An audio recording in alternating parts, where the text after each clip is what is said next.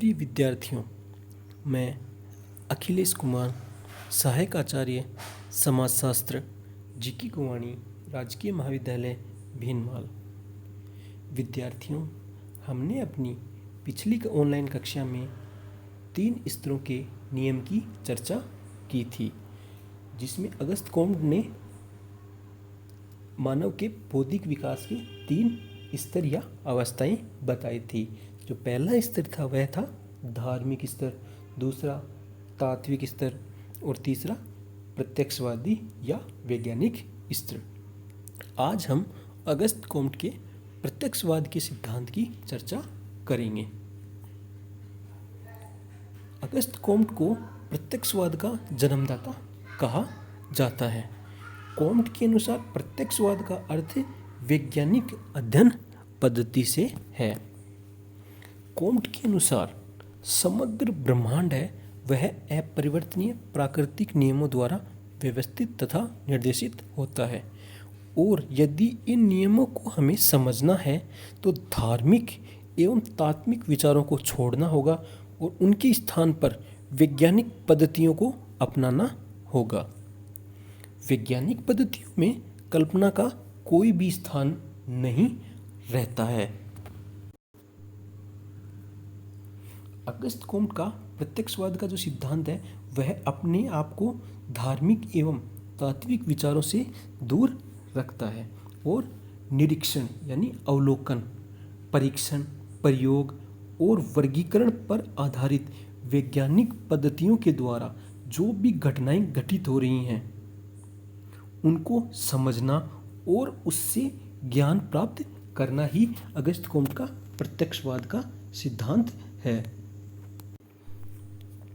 यानी प्रत्यक्षवाद में कल्पना या ईश्वरीय महिमा के आधार पर घटनाओं को नहीं समझा जाता, बल्कि निरीक्षण, परीक्षण, प्रयोग और वर्गीकरण की व्यवस्थित कार्यप्रणाली के आधार पर ही सामाजिक घटनाओं का अध्ययन किया जाता है।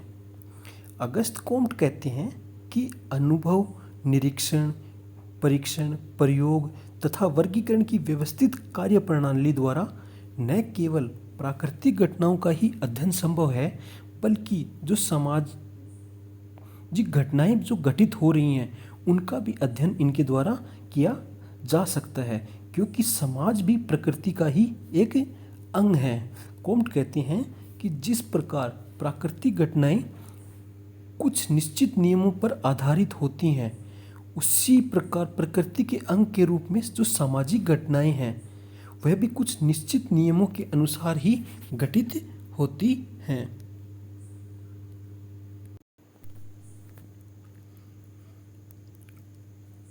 कॉम्ट की प्रत्यक्षवादी प्रणाली। कॉम्ट के अनुसार प्रत्यक्षवादी प्रणाली के अंतर्गत हम सबसे पहले अध्ययन विषय को चुनते हैं, जो वैज्ञानिक पद्धति की सबसे महत्वपूर्ण और सबसे पहली विशेषता होती है, जिसमें हम कोई भी जो हमारी सामाजिक समस्या है उसको हम चुनते हैं।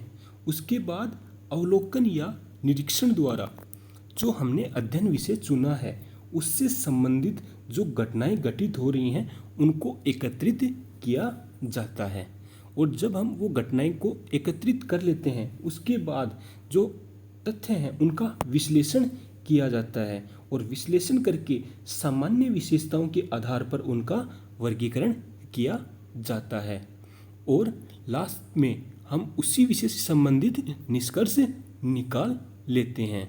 इस प्रकार निरीक्षण, परीक्षण, प्रयोग और वर्गीकरण प्रत्यक्षवादी सिद्धांत की नींव है।